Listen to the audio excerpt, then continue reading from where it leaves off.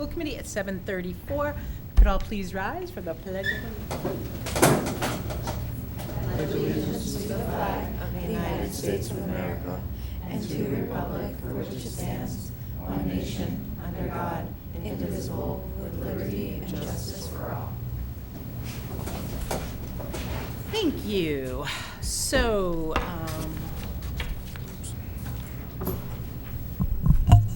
first books, 1,000 books before kindergarten, but I believe we are going to have not a presentation. Correct. Andy Barnaby is out, and they are going to do the presentation at the preschool graduation on Friday. But this year, ECC has 3 preschoolers who have read 1,000 books before kindergarten, and we'd like to recognize those 3 students who are Nora Chan, McKinley Lau, and Alicia Bastos. We would like to congratulate them on this achievement, and they'll be presented with their award at their preschool graduation this Friday. I'd like to congratulate them all. Any comments? Can we ask them if they're available to come to the next meeting to come? So, I mean, we often do have them, and it's Yes. sometimes fun, not that they have to, but Yes, like, we'll invite them. okay, thank you. And just, they may want to. And it'd be really cute in cap and gown, no. Anyone else? Okay, MHS Student Advisory Committee. First one up.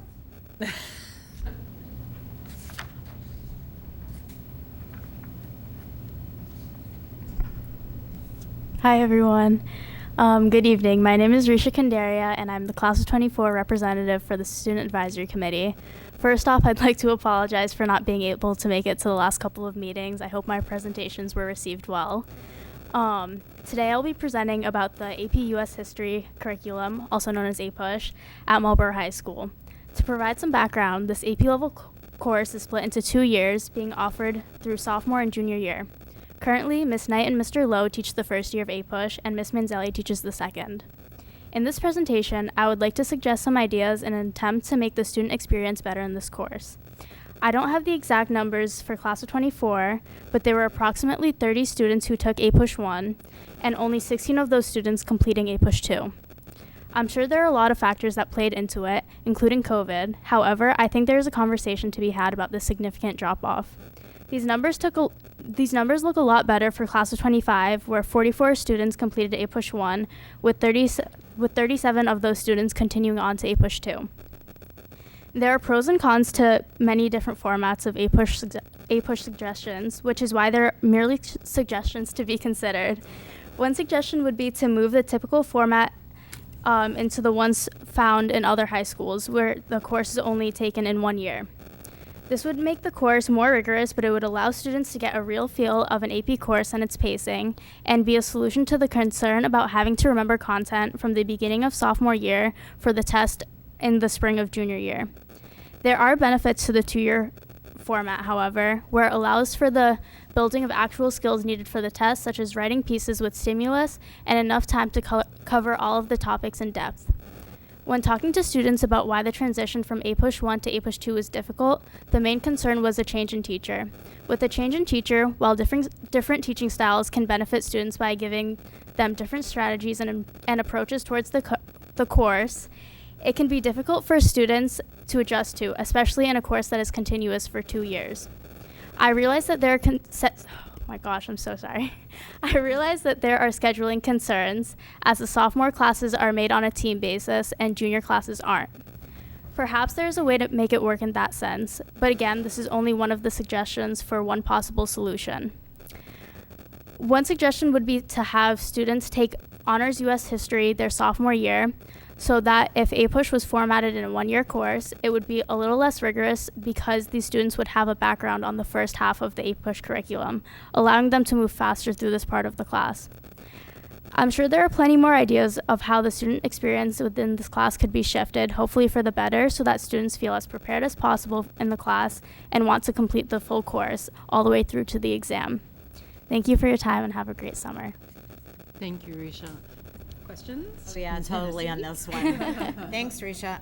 Honestly, I think a bunch of your comments and concerns that you brought forth are really good that you've brought them up. I'm hoping that you've had a chance to make Dr. Riley aware and/or the assistant principals or guidance counselors relative to this. Yeah, I've discussed it with Dr. Reyes and the APUSH teachers, as well as the guidance counselors and Dr. Riley. Okay. I mean, I have to say, after having kids that actually did go through, having the multiple years, if it was run such as a looping program that we've talked about before in other years, it would be beneficial. But, I feel like you're absolutely correct. It is really tough when you have different teachers stepping in with different styles.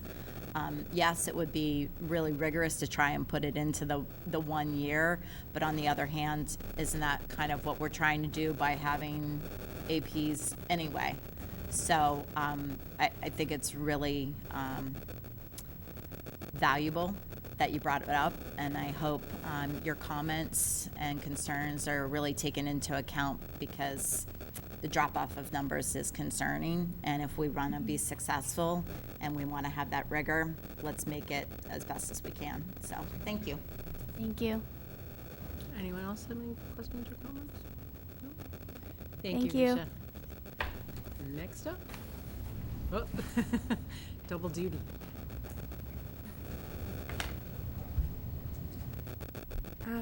Hello, my name is Jess, and I'm sharing for Sarah, who is not able to be here today. Hello, I'm sharing this on behalf of Sarah Garner, and I'm going to be talking to you about social media and communication within a class. Instagram has become a vital part of communication throughout our school over the past few years. It is the place where any class, club, or teacher can inform people about upcoming spirit weeks and events, fundraisers that they have planned, or any important announcements. Social media is an easy way of connecting with not only students, but also anyone in the community who might want to support our schools. Social media has also been an easy and exciting way to celebrate our students, whether it be posting the achievements of someone, showing students working hard, or reflecting on a fun event that was held recently. Social media posts can highlight all of the successes of our schools. But the increase in using social media to communicate has some downfalls too. For one, there are some students who do not have social media and thus don't receive the updates posted to a school account. They could be missing out on vital information about how their school day in the future will look like, events they could attend, or when they need to pay their class dues. While social media is a good form of communication, it often takes priority over other mediums that reach every student. There are other places like Google Classroom or Remind that can reach out to every student, but are often not updated, and when they are not checked by students. This is because many have gotten used to the fact that if there's any important announcement, it will be posted on social media. In order for a school to run smoothly, we must find a compromise between using the convenience of social media for sharing information and making sure all students are able to receive the information they need. Thank you. Any questions? So, Jess, put on Sarah Garner's hat, which I know is so easy to do at this point. When you're saying social media accounts, are these accounts that are like being run by like the class officers, do you know? Or is this something where information is being pushed out by like the teachers that are like the class reps, or all of the above, or do you have any idea? I don't know exactly. I feel like, in my opinion, Sarah was talking about like the class accounts in specific, because there is a lot of information posted on them about a lot of activities and things you should know. And so sometimes it is difficult, because I know even among my class, we've been like, how do we get it so more kids can get our messages, because we do mainly post on social media, or how do we get more followers. And so we definitely have like tried to put more of an effort in posting on Google Classroom and like reminding people in school to check things, but I would definitely say it's difficult trying to get a message out to everyone. Yeah, and thank you for jumping in there. Yeah. I mean, that was kind of the reason of asking the question, because we've had many conversations, and Ms. Morton's going to talk about communications in about 5 seconds, you know. But I think that is something where we do have to find that we can't use one aspect and think it's going to hit everyone.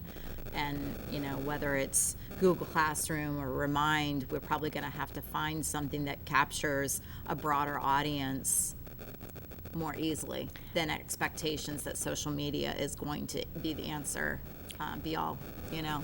Yeah, I would definitely agree. And I would say just even putting more of an effort into like making sure you keep up with all those other things, like with the social media of like when you're posting on Instagram, you're also putting out an announcement and emails and like classroom stuff. So I would definitely agree. And you can pass that knowledge down to Sarah Garner, I'm sure, just like Mrs. Klein. Thank you. Yeah, thank you. Anybody else? Thank you.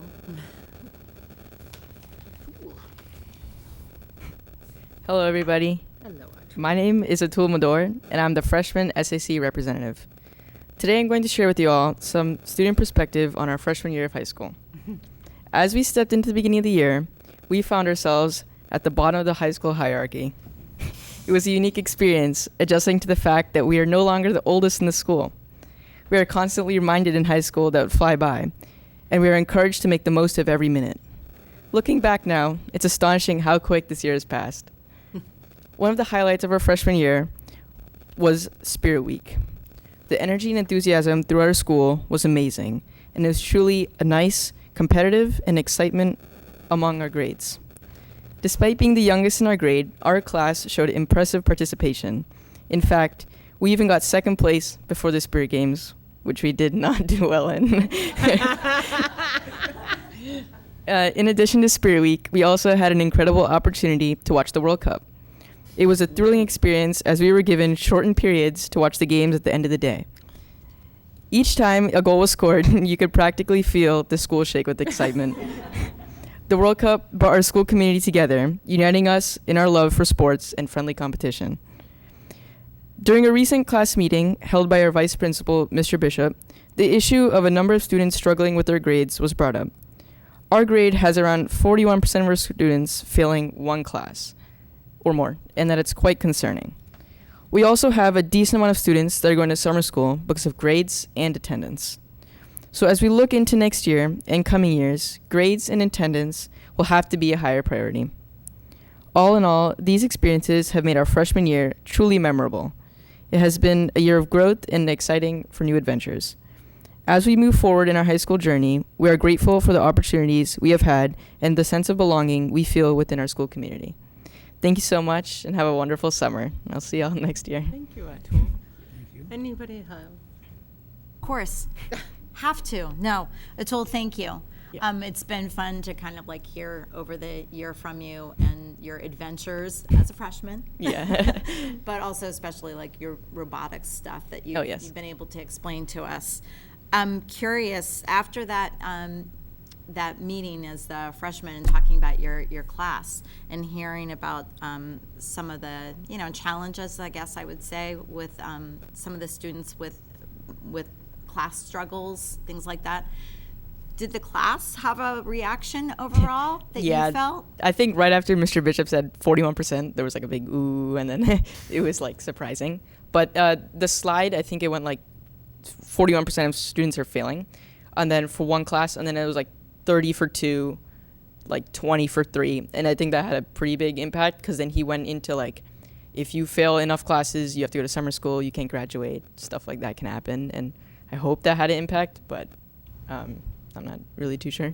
Yeah. Well, I'm just, as a leader, Yeah. which you are obviously a leader within your class, you know, I'm hopeful, and I think, you know, you're a good example of how you can persevere and really work through things and accept challenges and keep moving on. And so I'm hopeful that as peers you can work with each other to try and encourage each other to be successful, right? Because it's kind of having those people around you that help to lift you up. So hopefully you can be a voice of support to continue and get everybody going. in the right direction. Yes. Thank Yeah, you. Great, thank you. Thank you. Anyone else? I'd just like to add one thing. I'm happy to hear that Mr. Bishop shared data with you guys, because we base many of our decisions in the district on the data. So, Yeah. And having an impact is what we hope to see. So, Okay. and I hope you have a good summer. Thank you. Thank you. Oh, sorry, Jess.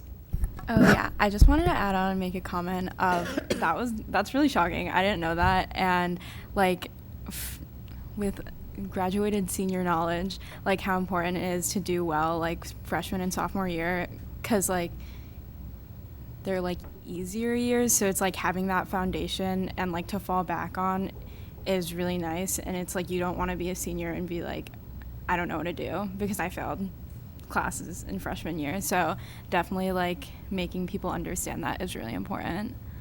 Okay. Thank you. Thank you, Jess. Thank you, Atul. Oh.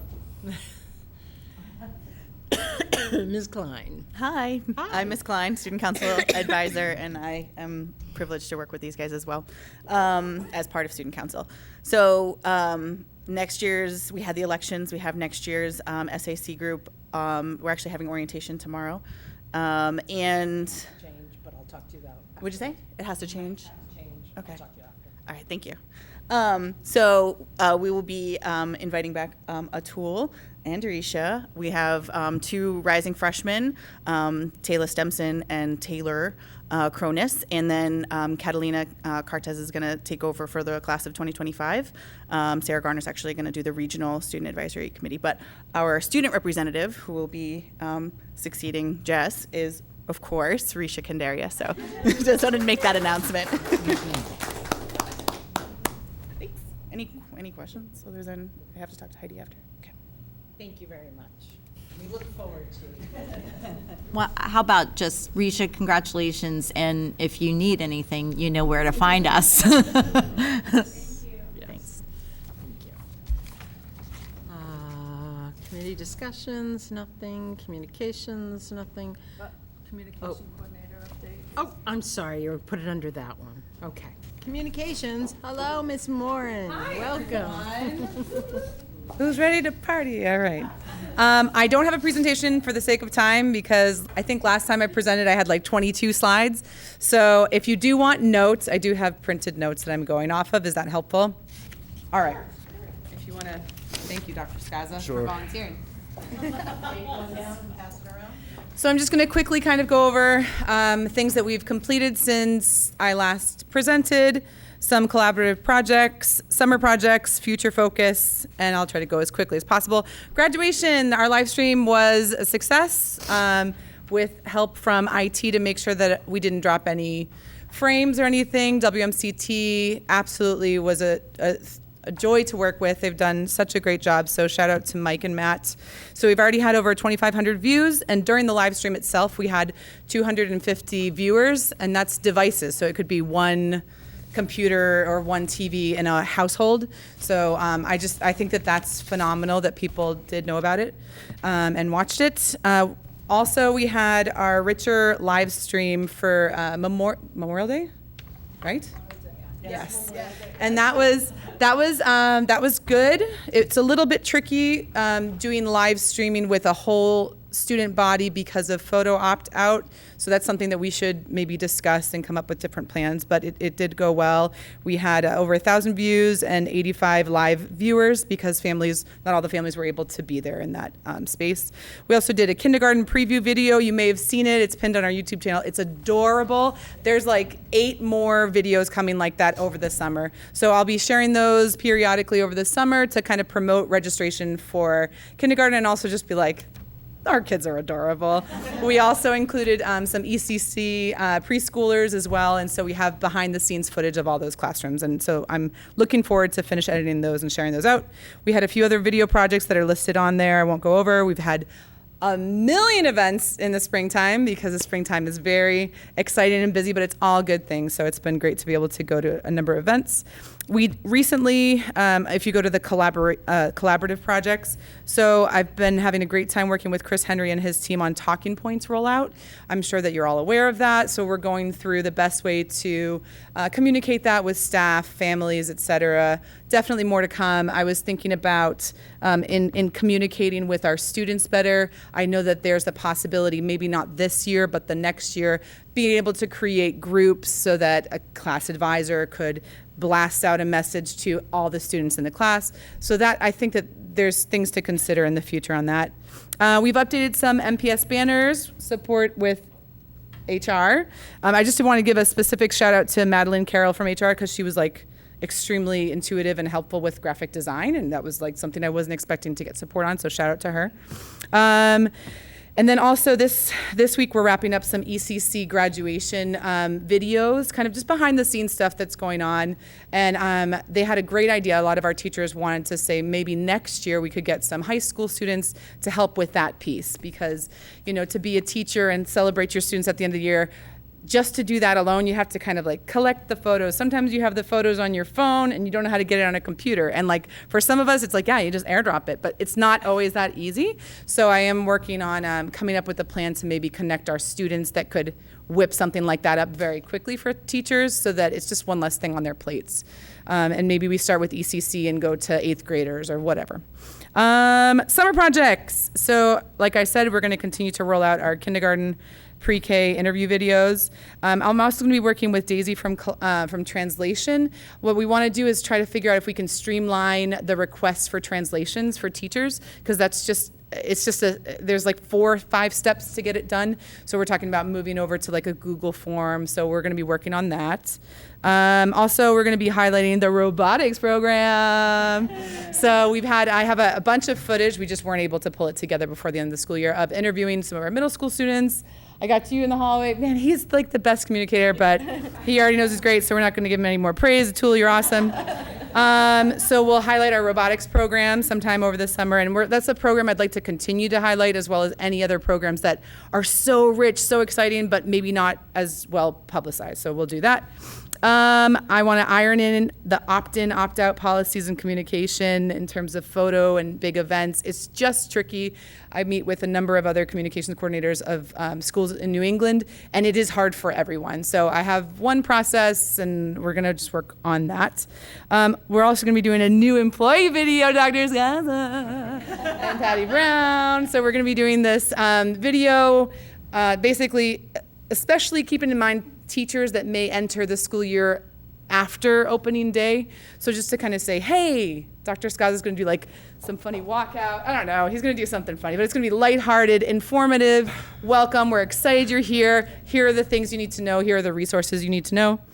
And then a few other things, and then I'll stop talking. So Chris Henry, I just wanted to say he had a really good idea. So we're going to do something different at opening day. We're going to take an alumni picture. Miss Klein, you ready for it? So we're going to get all of our faculty that work in Marlborough Public Schools, who graduated from Marlborough Public Schools, go Panthers, to take a picture. So I just Chris was like, what if you did that? I'm like, that's amazing. So we're going to do that. We also, everybody that I was mentioning is like ironically here. So we're going to next year start a podcast for highlighting different students, like what it means to be a Marlborough High School student. So we've already recorded episode 1 with Risha. So that's recorded, so we'll just kind of put that together. And I didn't know she was going to be like in all these important roles, so good job. And then what else? I wanted to make sure I welcome Matthew Lima. He's going to be our new video production teacher at the high school. So I'm really looking forward. We've had some good conversations during the interviewing process. I'm looking forward to working with him, collaborating with him and the students to get a lot of projects going and executed. Communicating in video is so important. And then finally, the only thing else I'm going to bring up is that we do have plans to do a program of studies video for students. That is not a small project. So maybe, Mr. Lima, if you're watching this, we can work collaboratively since you're in the building. We can get students to do it. But basically, we want to be able to show our students, hey, if you sign up for this class, this is what you'll get to do in this class. And communicating in a video format that can then have captions in all the different languages might be a really great resource. I hope we could do it this next year. It might be a 2-year project, just because there's so many different classes. And then things we want to continue next year. Employee of the Week posts do really well on our social media. I'd love to continue to do those. We do that at the high school, but I'm going to work with our other schools to see if we can have that be like just a nice, cool tradition that we do consistently in all our schools. Pinning upcoming events, that was also, I think, helpful. We did that maybe a couple of months ago, and it was just like, hey, here are some of the most important things that are coming up. So I think that's something I'd like to continue to do. And then highlighting our alumni, our companies, our speakers, our classroom visitors that come to our various schools. That involves teachers letting me know, me reaching out to people saying, hey, if you've got something cool going on, let me know. Not just the day before, so I can come and take pictures and highlight and stuff like that. So that is all the things I wanted to say. Mr. Diaz, how many minutes was that? Overtime. Oh, okay. So any questions, comments, concerns? Oh, you're supposed to ask that. Sorry. That's okay. I'll ask first, that you don't have to be the first. And now, of course, I forgot what I was going to say. Blame me. You start. Go ahead. I'll start. Yeah, go ahead. How about I'll get it back. great job? Thanks. No, as you had said, spring is really, really busy, and you've been in a lot of different places. You also can't be in all of those places. So I would also say, I think parents and staff, just reminders that if they are at events and take pictures and they recognize that Jill Moran can't be everywhere, that, they get stuff to you. Yeah. Because it will help to push out. And, sorry, I know I've been a feeder on getting you information and pictures and things, but I think that's just being realistic with I love it. what It's one person can do. incredibly helpful. But we can all work collaboratively to help to get the right word out. And I know, we've all fed you things before, but yeah. it's great to work together so that we can do a lot of these things. And thank you. They're great ideas. Thanks. Actually, you read my mind for most of it, but my curiosity is, I know we talked the last time you came regarding getting more assistance from students who may have interest. I know you were talking about having an intern, or you had one for a while. And I think that moving forward, that will be something that we'll be able to do and do well. It does get tricky. I did chat with Dr. Riley about trying to come up with an organic way of like, any student that attends this event, but then we really get into an issue of who's sending us what, and sometimes to comb through everything is even more overwhelming and less productive. So I'm really hoping that, not that there's tons of pressure, but I will say WMCT has done an amazing job with sports. That's been exceptional, so being able to share from them is great. But I'm hoping that the design of classes and the excitement about, working with even our marketing classes, I'm hoping that next year will be great. And I'm definitely all ears this summer to brainstorm on how I can do that. I think having student interns is not as sustainable because I did it this year for a season of time, but it was not easy to keep it consistent because of the nature of my job and going around a lot. Well, and I hope with Mr. Lima that there can be, and WMCT obviously is doing a lot of the stuff. Sure. And I know Mr. Geary's son did stuff, and I can remember when my son was there, they did Mr. Heckman's class always videotaped every sporting event and everything. So I hope there's that. Yeah, I think with the club going away a few years ago, there used to be a TV production club that maybe that will start back up again. I think if we did, I think that would be huge. Yeah. So I'm a big fan of that. If we can terrific job, Jill. I know you can't be everywhere all the time, and yeah, but I like to be. It's the fun stuff. Yeah. All right. So, anybody else have any questions, comments? Thank you. Thank you. Okay. Next up, Assistant Superintendent of Teaching and Learning, Mr. Scazzo. Sorry, didn't have my microphone on. Thank you, Madam Chair. Student recognition tonight.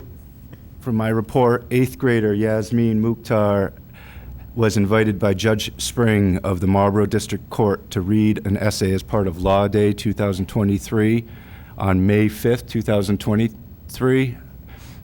So that happened a little while back, and that was part of my report. However, the mayor and members of the school committee had requested that she come to be honored and publicly recognized. So she responded to the question, why is it important to our democracy for both government officials and private citizens to be civil to one another? Again, per request of Mayor Vigent and the school committee, Yasmin and her teacher, Mr. Kaya, have joined us tonight to be recognized for this accomplishment. Yasmin, would you come up and be recognized, please?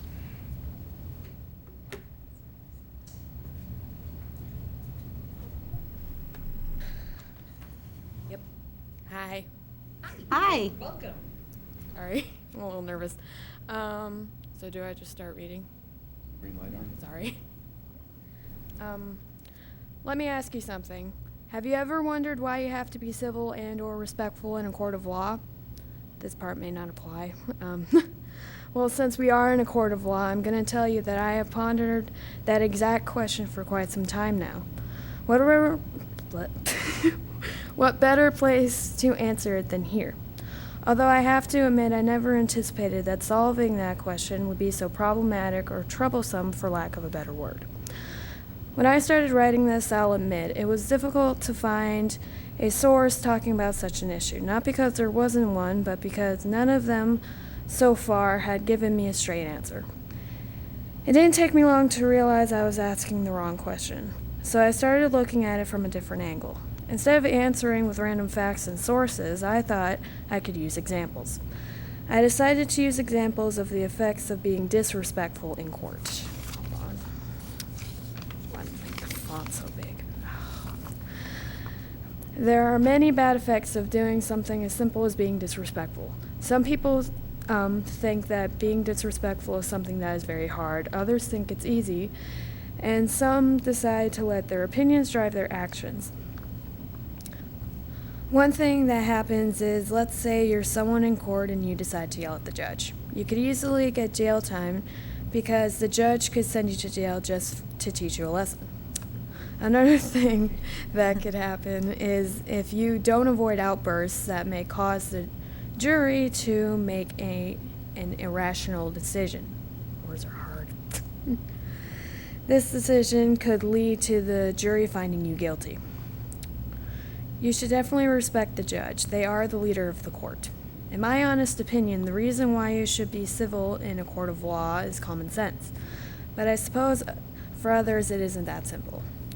I honestly think that if you're disrespectful in court, it would just lead to senseless arguing and the case would go nowhere. Another thing that I had thought of was, if people knew that mistakes were made, then why would they keep making the same ones?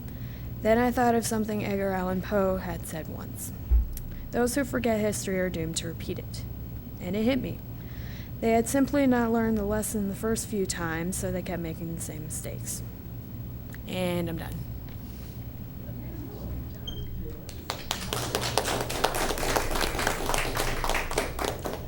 And does anybody have any questions? Of course. Okay. You did great, by the way. Yes. Thank you. Fabulous. I'm gonna pass out. So, what made you decide that you wanted to write this essay? Well, honestly, as it says in the essay, I've actually wondered that exact thing. Why are people being so respectful instead of just yelling at each other? Yeah. Because that's exactly what happens in class. Like, they just yell to get a point across.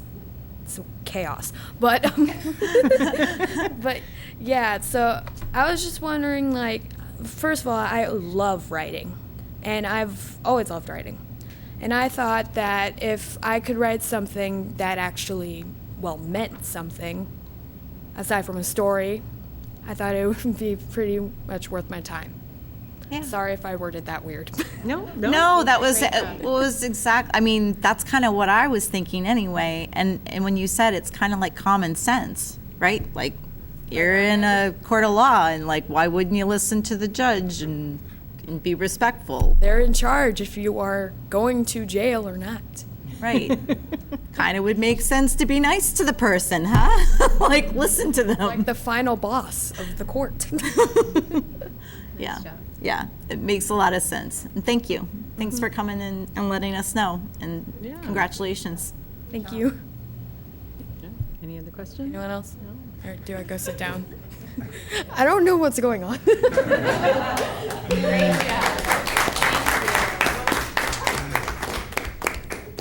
Thank you so much. That was wonderful. And congratulations. Oh, yes, back to Mr. Skaza. That was it for my report.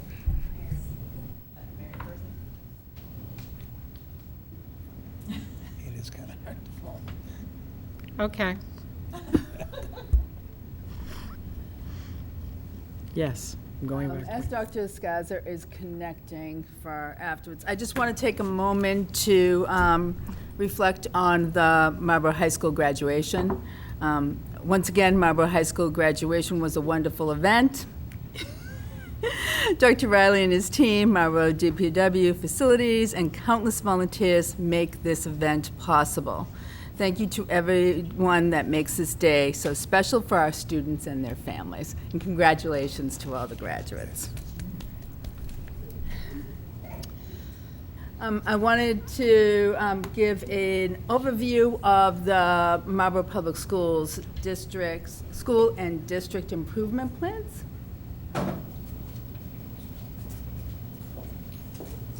Thanks. As everyone knows, the Marlborough Public Schools Strategy for Improvement, the vision on that document says we focus on equity to create excellence for all. The Marlborough Public Schools Strategy for Improvement was initially published in the spring of 2019. The plan has been updated in the spring of 2022, and once again, January of this year. The Strategies for Improvement identifies our long-term priorities and drives our budget planning.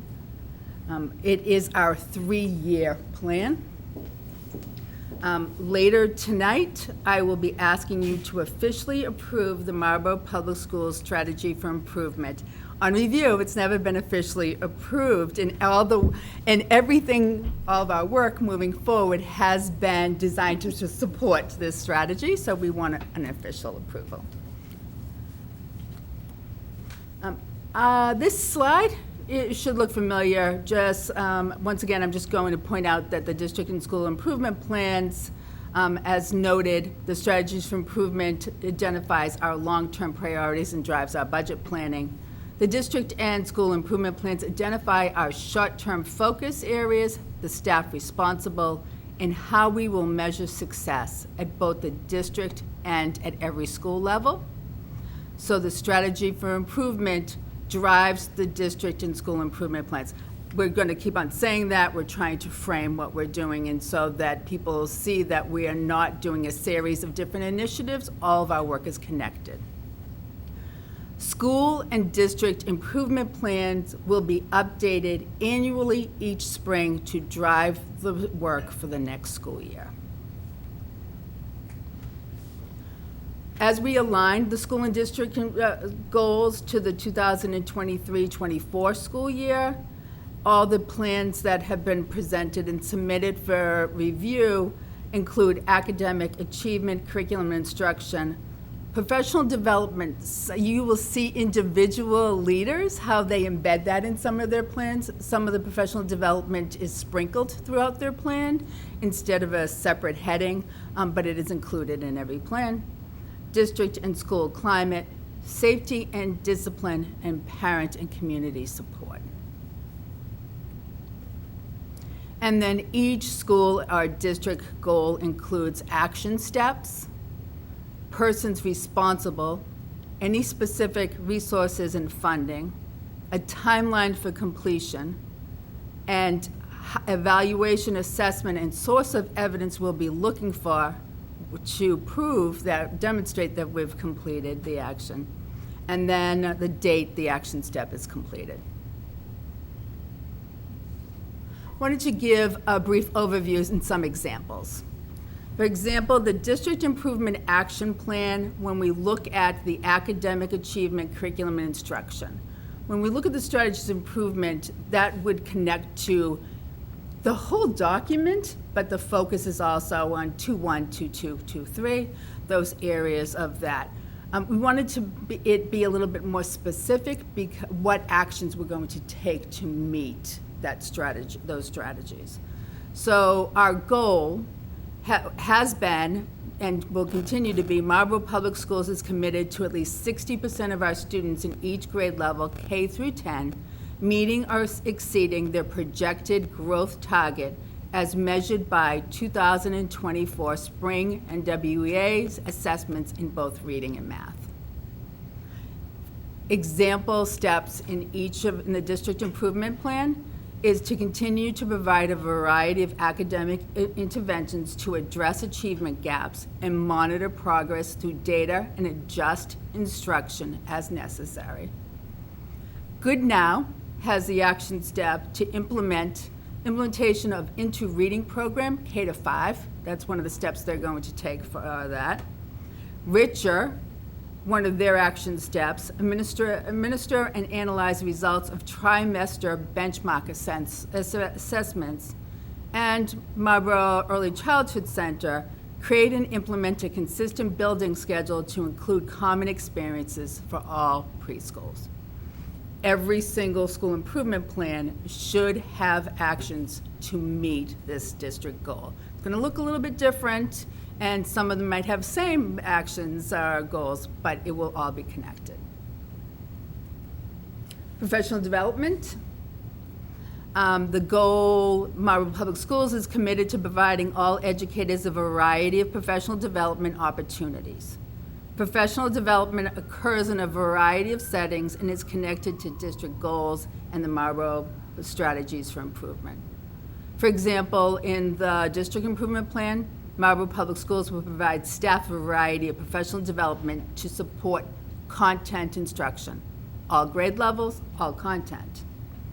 Whitcomb School Improvement Plan, provide training on de-escalation strategies, including safety care day one training to all staff. So that is the type of training that they're going to be doing. District and school climate. This is the goal that we talked about the last meeting, that we have a couple of different goals. Originally, when we looked at it, the district improvement plan had the goal that you will see in, I think, almost every single school improvement plan, and that is the second one listed on this slide. Marlborough Public Schools is committed to educational equity for our students. We will implement practices that support structures and systems focused on creating schools where all students are valued.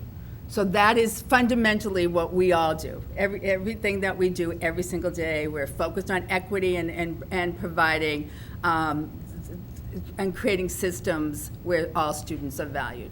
But on a district level, when we did our district improvement plan and all stakeholders were included in those conversations, the feedback was, as a district, we could not forget that word staff as well.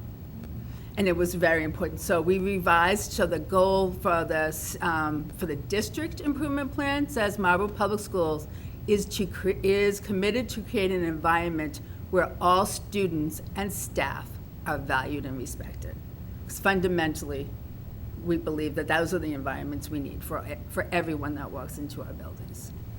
The example for this, for the district improvement plan, develop and adopt practices that allow all students and staff to feel a sense of belonging and acceptance of their personal identity in their schools and district. And the school improvement plan to review data from school-wide surveys on climate and culture. And that was from Marlborough High School, to use what the staff is and the students are providing us as planning moving forward. Safety and discipline is one that we have also been spending a lot of time talking about across and in multiple different stakeholders.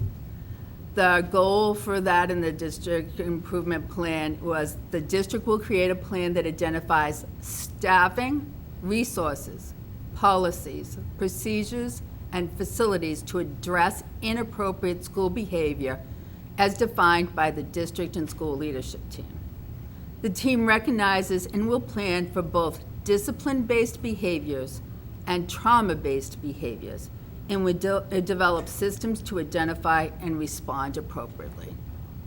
And in the district improvement plan, we have the Marlborough Public Schools leadership team will develop a developmentally aligned definition of a major and a minor discipline infraction and a menu of responses, so that across this whole district, in every single building, we will have a common understanding of what is a minor or more likely a classroom issue and what is something that would need additional support always. And at Kane, one of their actions is develop and implement a protocol for returning students to class after processing through a behavior incident. The last section of the district improvement plan and all parent and community support, and our goal, it will be Marlborough Public Schools will strengthen relationship and expand services in our community. Example from the district improvement plan is to implement a plan for pre-K to 12 parent-teacher communication tool. This plan will focus on a consistent parent-teacher platform. I think I've mentioned it a few times. I've heard Jill reference the Talking Point app that we will be implementing next fall, and that Chris Henry and his team and Jill, now everyone is committed to and want to have in place in the fall. And then from Jarrick School, plan and create 2 community outreach events at larger apartment complexes in their community and create community events there. So there's some of those goals across most of us to go out into the community, not always to expect the community to come to us. So what are our next steps? Tonight I am requesting that the committee approve the Marlborough Public Schools strategy for improvement. The leadership team will be aligning and communicating the school and district goals through these plans that were presented tonight. I'm asking to have some questions, or asking the principals, the ones that are available, to be here at the next meeting to give everyone a chance to review all the plans in detail, and then have any questions or comments prepared for that meeting. I will introduce the district improvement plan to all staff during the district-wide opening day welcome message.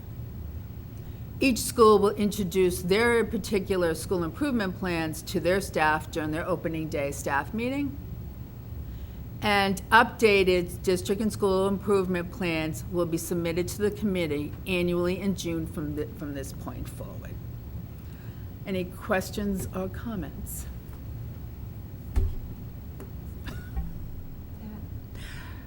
Couple questions I have. So I'm going to go backwards since you're in the slide here. The updating, I know you're saying will be submitted to the committee annually in June. Do you plan for periods of review during the year? So I probably should address the fact that, so school improvement plans are generally are always by regs, right, and by ed reform law, are updated by the school councils.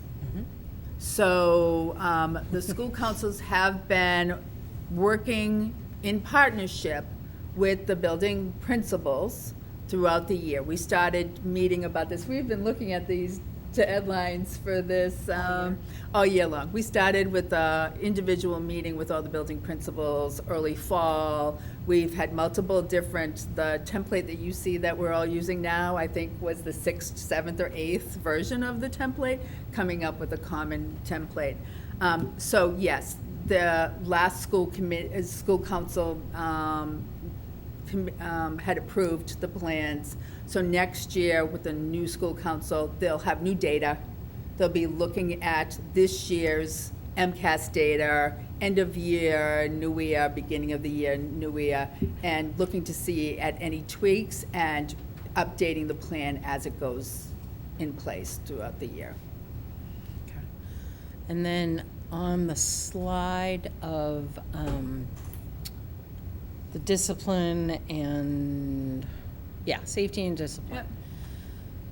So I reviewed the the district one, develop a developmentally aligned definition of major and minor infractions and a menu of responses.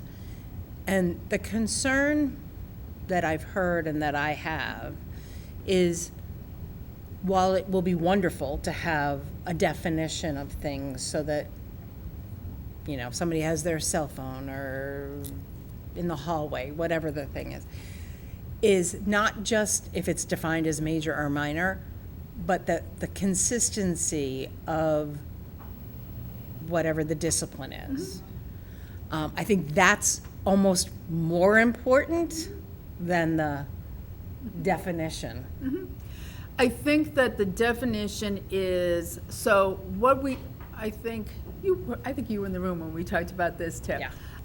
Was that we have, and I think Ms. Barry at Kane School as well. So in pockets in the district, we have in past, because this comes out of PBIS work, Right. honestly, that we have common understanding of what is expected behavior for all of our students. And we model it and we practice, and so that it's clear to all. So what happens when it's unexpected behavior, right? That the student is not following the rule. One of the things that we have always talked is to first identify, as for the adults, for the students and then the adults. And the perfect example is an inappropriate word at times, right? Someone drops something, someone stubs their toe, someone hurts them. Sometimes, especially in middle school, right, it would be quite common an inappropriate word would come out, right? That would be an accident, that's a minor. Someone swears at you, is targeting you, says something, that's a major, right? So, and how those things are, what the teachers also said is, once we've identified them, could we meet together and work on, this is what we think, how the menu of responses should be this, and it could be the first time it happens, I have a conversation. Second time, I'm contacting a parent. Third time, I'm asking for someone to help me with that, right? So, and then the expected timeline and how these incidents are also documented. One of the things we talked about as the leadership team is consistent documentation and consistent expectations of documentation and contact of concern so that everyone knows. If something's going on in school, families should know something's going on in school. And so how is that communicated? Yeah, I think it's also, the documentation, while it may seem like a lot of work being added on to teachers and staff in general, I think if it's, once it starts to happen and the message is out there, it's going to reduce what happens going further. But if we don't start with it and we aren't consistent with it, then we'll be faced with the ongoing problems or issues or diversions, whatever. But if in August and September, the expectations are laid out and you struggle with working it out and have sought assistance and whatever, I think it'll make a better year for everyone too. So, Ms. Hennessy? That's exactly where I was going. Like, I appreciate about the restorative justice having the consistency of something, but I would also say if we don't wrap our arms around consistent discipline, we are creating our own problems, and we've already seen it. If we have just different ways of approaching things or letting something go by, we have it come back twofold. And we all know that. And even having the young woman that was talking about what she was talking about for Law Day. Yeah. You need to have respect for your teacher. The second somebody goes off the rails, if we allow that to happen, we're causing our own pushback. And so we've got to wrap our arms around, what is appropriate behavior. And I know we're talking about the SEL, putting someone right in place. We need to have everyone have an understanding of behavioral approaches, I get it. But we also can't allow for things to slide, because if we do, we're also leaving a lot of room for then advantage to be taken and people not following, classroom expectations. I'm sorry, but I've seen all of our kids, when they were sitting in the class, they all signed their little contract that they all made up in elementary school, where they wrote their expectations down about what they had to do. And if they broke it, there were consequences. If we are not following through on our consequences, what do we expect by the time somebody gets to middle school and high school? I just think I don't want to slide so far that we're not holding the bar to what needs to be done, because I don't want to create unhealthy areas where things slide too much either. And there's been a lot of trauma. I'm not going to say there hasn't been, but we can't slide so much on our expectations that we're also not keeping people in line with what you should be doing, exactly what she was saying. Common sense approaches of respect for how you talk with someone, that you can have disagreements, but that you have to be doing it appropriately. So when I look at, the district and school climate and the safety and discipline, we need to really push forward on making sure that while we're talking about equity, there's also equity about discipline, because there's an expectation about how you treat each other as human beings, and it's not okay. And you all know, unfortunately, I have been in situations where I've walked into the school to be a helper, and I've had to deal with something. No, I didn't expect to have to deal with something. But as a human being, you turn around, and as an adult, you take care of the situation. And I think that's somewhere where we've got to find that balance, where we're making sure that everyone, we all know how we should be treating each other. And if you don't do it, then there are ramifications. You have to go to summer school, or you have to have a Saturday detention, or whatever it is, and we can't do so much slide by that then it gives another opportunity for, well, Johnny got it, so if Johnny got it, then Susie should. I am concerned about that, and I'm glad to see where we're talking about it, but I also want to make sure we are really holding the bar firm, that there are ramifications, and that our teachers are held with respect, our staff, all of our educators, our cafeteria workers, everyone is held with respect for what they're doing. So thank you, and thanks for all of the information.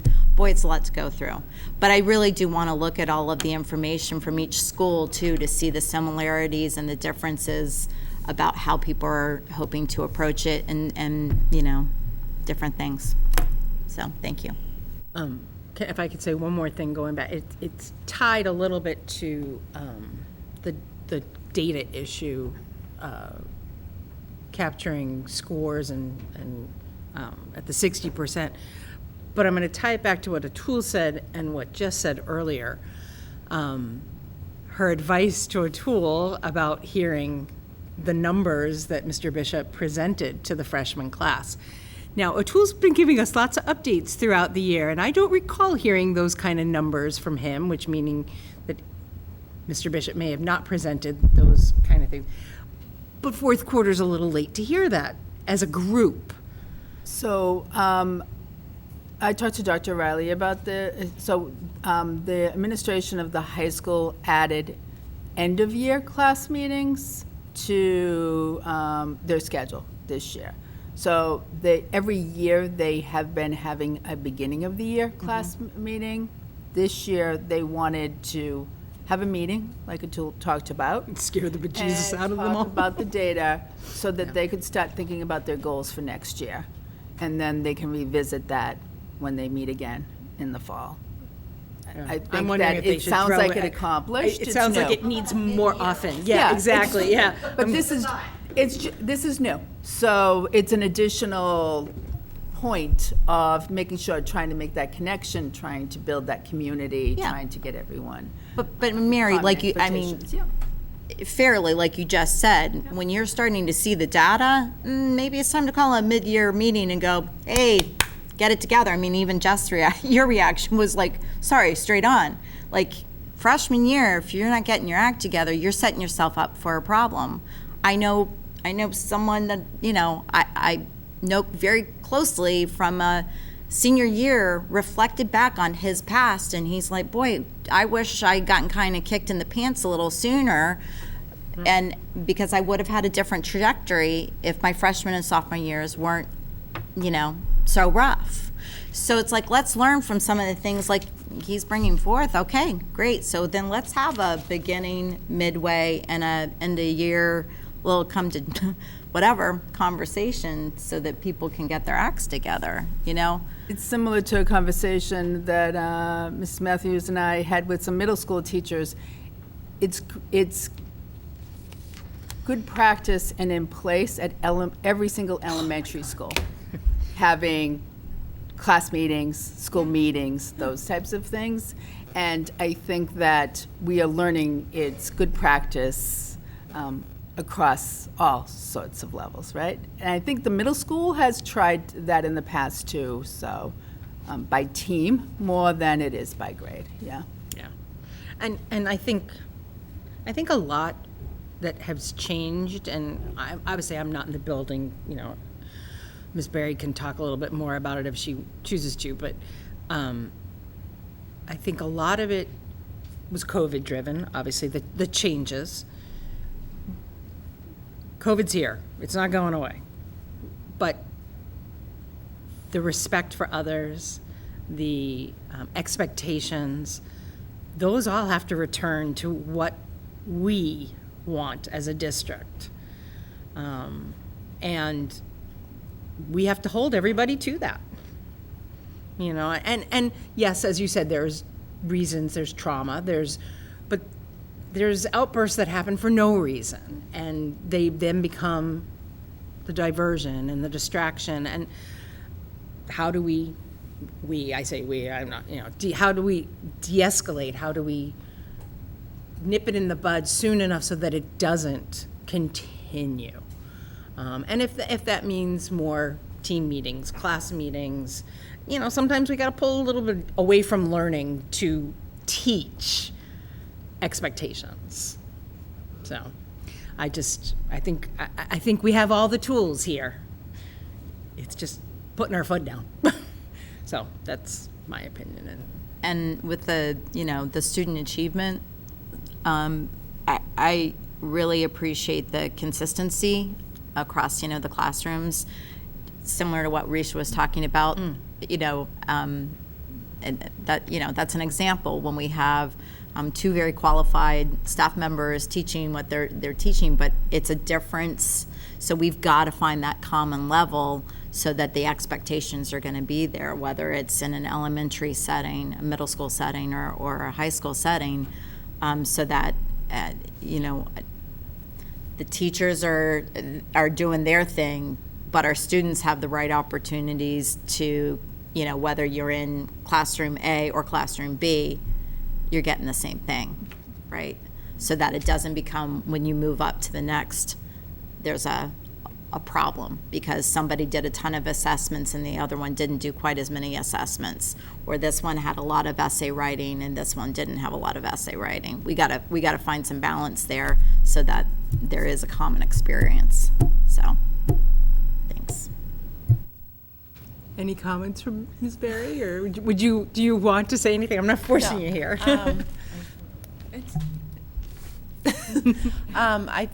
I very much appreciate this conversation because, I've been in so many conversations this year where, teachers are they're frustrated with behaviors, and out of the three, COVID years, this has probably been the worst in terms of what the students are going through. But we do need common expectations, and we do need to get back to, we all need to respect each other. And it's been very difficult with, kids have gone through trauma. Mm-hmm. But like you said, COVID is here. We need to not use that as a reason. We need to move past that. And I think it was an adjustment year with getting the kids back into a routine and back to, you have to work in a group. You have to, you can't just get up whenever you want and go to the bathroom or, go get a drink of water. I'm at the elementary level, or, I can imagine, well, I've been told what goes on at the middle school and the high school. But I think the other piece too is, we do use data, and that is very valuable. I think the other piece is the amount of testing that we do. I think that is something that we really do need to look at as a district, because like you said, if we need to take more time for the social emotional piece, having class meetings, but we have pacing guides to follow, and it's down to almost the minute. Right. And when you have to give an assessment, you have to give a math benchmark that you're only on paper it says 2 days, but in reality you have a class of 20 kids and you have 5 different levels and kids being pulled out and trying to schedule. That 2-day assessment may take 5 to 6 days. Attendance has been an issue. I think that's another big piece that teachers are talking about, is getting these kids back to school on a regular basis, and making them want to come.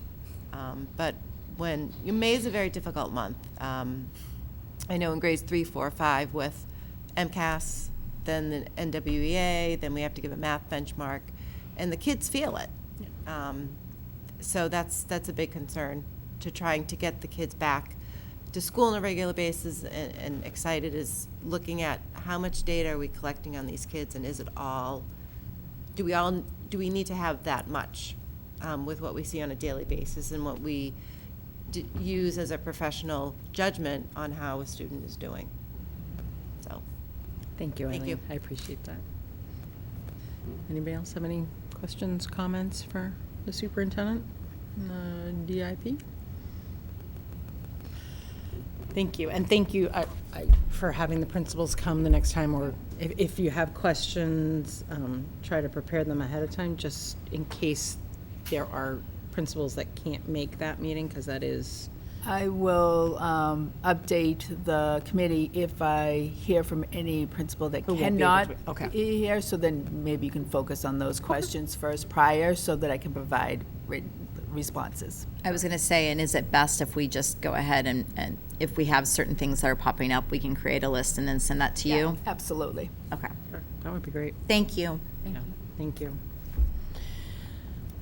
Okay, now if I can go back to the right order, since I'm... Okay, acceptance of minutes. Minutes of the May 23rd school committee meeting. Motion to approve. Seconded. All those in favor of the minutes? All those opposed? Thank you. Public participation. Anybody here participating? Yeah, noses, exactly. Okay, nothing, thank you. Action items. MHS football overnight trip.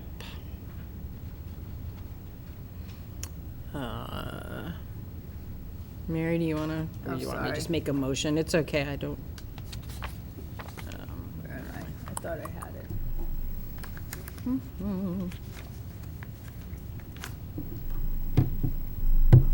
Do you want? I was going to say, I can do it up in front, whatever. So tonight, we're asking for permission to the Marlborough High School football preseason overnight at Eagle Hill School. The Panthers have gone to Eagle Hill the past 10 years and spent an entire day practicing with Wachusett Regional High School. The Wachusett coaching staff has invited Marlborough High School for the overnight, as in past years. This will be the 8th year that that the high school football is attending this camp. So asking for you to approve Friday evening, August 25th, at the Eagle Hill School in Hardwick, Mass. Do I have a motion? Motion to accept the Marlborough High School football team trip. Seconded. Any questions? Just really a comment that I wanted to make sure that everybody was aware. Unfortunately, the headmaster, PJ, who's been in Eagle Hill for a long time, unfortunately passed away. And I guess I just really wanted to bring it to your attention because this is a person in our area who really was like a larger in life person who has 3 kiddos, one of them over at Wachusett who just graduated. And I just know that over the years, Eagle Hill has, provided a place that for years and years, our teams have gone there, and it's always been, a really great collaborative relationship being there. And I just really felt like you guys should at least have that awareness. This is a person that definitely made an impact on students' lives, not only through Eagle Hill, but also just in central Massachusetts. And, really sad, but a really great person and should, be mentioned. So I wanted you guys to know. Thank you for sharing that. And I will, as a comment, maybe we should add deodorant to the list of personal items. Acting as a mother. All those in favor? All those opposed? Carries. MHS soccer out-of-state trip.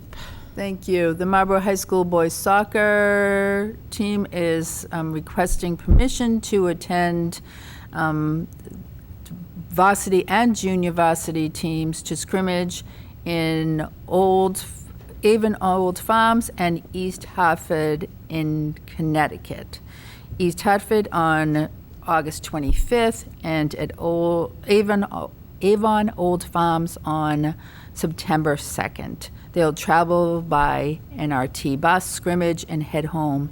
They've done this trip these trips for the last 5 years. Do I have a motion? Motion to approve the Marlborough High soccer team trips. Motion made and seconded. Any questions? 2 questions that I don't think, have to be really pending a vote, but one would be the 8:25 seemed pretty early for soccer. Football normally has an allowance of starting earlier, and I frankly didn't get to count back because I couldn't, so I'm just throwing that out there that I was a little thrown off by the 8:25 for soccer, only because I just don't know. Normally that would be approximately where tryouts would be happening, somewhere in that camp, and I have not gone back to count. So I'm just kind of throwing it out there that was a question mark. It's the same night as them going to football. Right, but football has an allowance to start earlier, so that was the only thing that hit my, remember? Double check that date. So that's the only thing that hit me, and I did not get to do all the countbacks, so I just, I throw that out. And then the second was knowing how hard it is sometimes on transportation, the transportation for sports and stuff like that. I would just really hope that down the road, if we're going to do things like that we plan so that we could do boys and girls opportunities so that, the 2 teams could be getting the same kind of opportunities if possible. Just a thought. So not something that I would suggest saying we have to hold back on the vote, but might as well if you're sending a bus. So thanks. Motion made and seconded. All those in favor? All those opposed? Carries. MPS strategy for improvement. Superintendent, I believe, is asking us to approve the submitted strategy for improvement. We have a motion. Motion to approve the updated MPS strategy for improvement. Motion made and seconded. Any questions? All those in favor? Opposed? Carries. Thank you. You're welcome. Now that it is formally for the record. For the record. Mr. Diaz. Thank you, Madam Chair. In front of the committee tonight is a request to approve a new 5-year contract for Aramark as our food service management company. We issued a RFP, request for proposals. Aramark was the only submittal to the RFP, We had a committee of 4 individuals, including myself, Mrs. Matthews, Mrs. Delamora, and Mrs. Butler, who are food service managers. We reviewed the RFP. They were responsible respondents. They have a good proposal, and we're looking to award that contract to them for 5 years. Do I have a motion? I'd like to make a motion to go with a recommendation to move forward with Aramark and for you all to enter into the contract. Motion made and seconded. Any questions? Mr. Geary? I have a question, I vaguely remember asking the same question last time around. Why do we only get one vendor? The last time we went out to bid, we had 2. We had another company that bid. There were 3 companies that showed up to a pre-bid meeting that we hosted. They went to all of the schools, but only one issued a bid. There's more competition in this realm than we normally see in transportation. Yeah, you would think that's, then you would think there would be more than one Right. bid. But we seem to get, I mean, I'm not saying they have any problem with Aramark. I'm just curious as to why do we think that no one ever wants to put in a bid other than Aramark? Do they think they can't reach that point? They think Aramark? I think sometimes when they establish that the current relationship is strong, that might shy them away from providing a bid. But again, the last time there was a bid from another vendor that we entertained, but this time only one. Any other questions? All those in favor? Opposed? Carries. And I would just like to, side note on this, I don't know if any of you follow the social media of our cafeterias, and they've done an amazing job, and obviously every building's now hit 75%, correct? We have, if I may. Yeah. We have 4 buildings, 4 of our 6 core schools, not the ECC, have hit 75%. Richer, actually, for the month of May, they hit 80%. Wow. Which is absolutely fantastic. Kane and Jarrick have been in the low to mid 70s, which is pretty impressive. They haven't yet hit the 75%, but they're very close.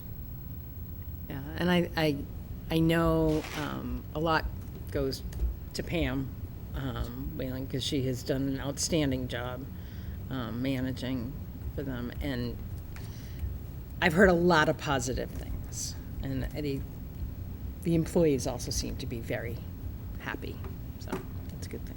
Yeah. Just something to note, which I thought was really interesting. So my son is currently working as an intern within government structure, leave it at that. But there was a conversation recently about the free and reduced lunch, or free and reduced food, I guess, for the schools. And the state Senate is supportive. The House currently is not pushing it as one of their priorities, which I thought was really quite interesting. So, all of us, have a little conversation with your representatives, because not that I'm saying ours, but I think it's a conversation to keep pushing about the importance of food to support our students across the state. So, just thought it was interesting. And we have summer Love food. those numbers. And we have summer food program too, right, coming up, which you'll update us at the last meeting, right? Okay, good. We don't want anybody going hungry this summer. All righty, moving on. Oh, okay, well, I guess I'll be Michelle. Resolution of school bus safety. Since Ms. Bodenhenger could not be here this evening, this came from the Peabody School Committee. They brought forward a resolution that they would like to bring to the delegate assembly, as we all know, noses who have to attend. And should I read or has everybody read the? Okay. So Ms. Bodenhenger asked if we would be co-sponsors of the resolution with Peabody. I know that she ran it by Mr. Diaz and the superintendent to see how they felt regarding it. And the biggest concern was making sure that there was no financial liability associated with the resolution. And the feeling was that there is none directly tied. So, as presented, and I will ask for a motion on it, and then we can ask questions. Just a question. Actually, according to this, Mrs. Bonhedinger asked us to read through it and then put it on the next. Oh, agenda. did she? Okay, thank Yeah. you. Thank you. Thank you for catching that. So, Reed, so I guess we can have a conversation if anybody does have questions, and we can try to get answers, or if we have answers here from the superintendent. So, anybody have any questions regarding it? No? Mr. Geary? So this is to support a resolution to bring to the delegate assembly, correct? Yes, and Which is then- then going, if, assuming. Right, it then goes well, they just it present comes to- in our little booklet, and then we vote again on it here, and then But then it's really just to petition the legislature. it's or to something. ask MASC to bring it to the legislature. Yes. Mr. Crusoe, anything? No?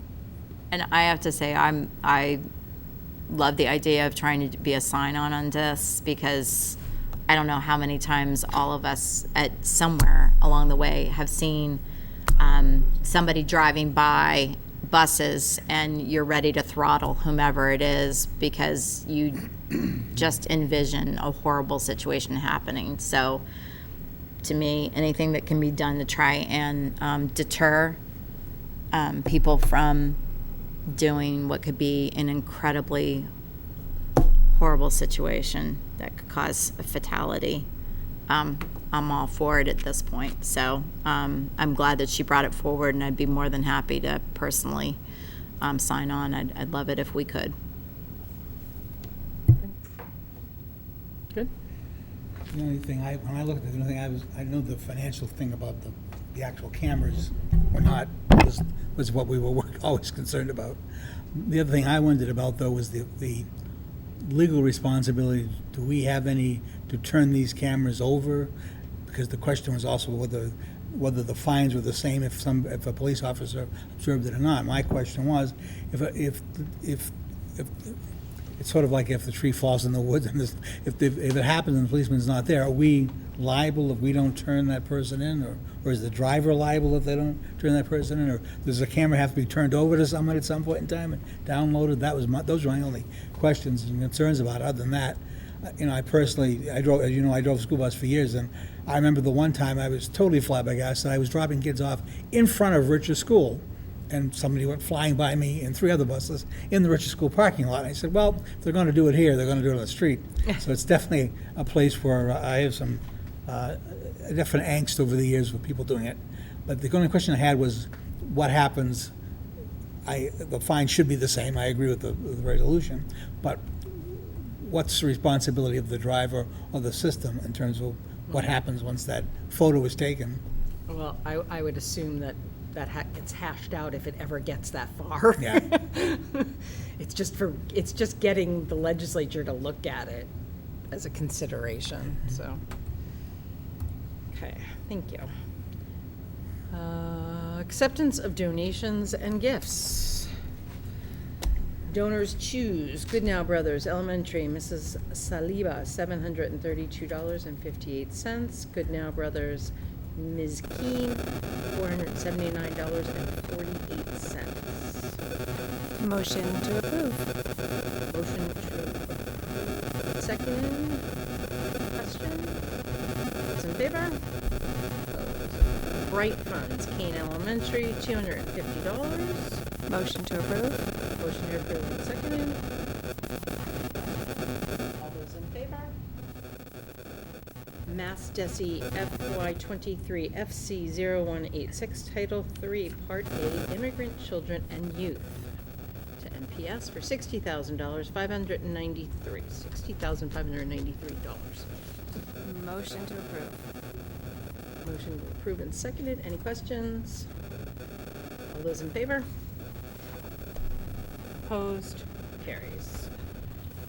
Reports of school committee subcommittees. It's to make a Ms. Hennessy. Thank you so much. So the policy subcommittee is going to be meeting on Thursday, the 15th.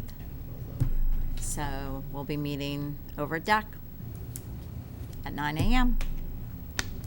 Great, thank you. Thank you. Members forum. Any members wanting to comment on anything? I will. I've reviewed the warrant and I will sign it. I also would like to say that graduation, despite a little bit of being cold for the day and a little misty out in the world, I think was an amazing event, and I'm so proud of all the graduates. Congratulations. It was a nice day. Yes, it was a nice day. Yeah, I would agree. Graduation was amazing and really cold. And it was really funny. My graduation party was like that afternoon, and having all my family members being like, I saw you on YouTube this morning was really sweet. So live stream was amazing. It worked. And worked very well. So, Ms. Hennessy? Just thank you so much, Jess, for everything. Congratulations. Thank you. And yeah, it's I love our graduation. No matter what we've done and how we've tackled it, I appreciate all of the effort. Like Jill, like you were calling out, I appreciate all of the effort to try and make it readily available to so many, whether it be through the ticketing and people being there, the amazing amount of our staff that are there to help with that event, our facilities people. It's one of those things that, again, it just makes you really proud of everyone and all of their efforts, and having music where a lot of alumni come back to be involved, and the staff that come to just be a part of it and witness it. So thank you to all of them, everybody. Thanks. And Ms. Barry? This is my last official meeting as the union president, so I'm stepping away from the position, and Elton Thomas is stepping in. So I just wanted to thank you for your time and your collaboration, and it's been quite a ride as union president with all of you. So thank you. And thank you, Ms. Barry, for all the years that you have participated, willingly and reluctantly. I think I'm just going to teach next year. I think that's a good role. I like that. Just going to teach. Thank you. Thank you for everything. So, anybody else? Anything? Do I have a motion? Motion to adjourn. Motion made and seconded. All those in favor? Opposed? Carries. Thank you.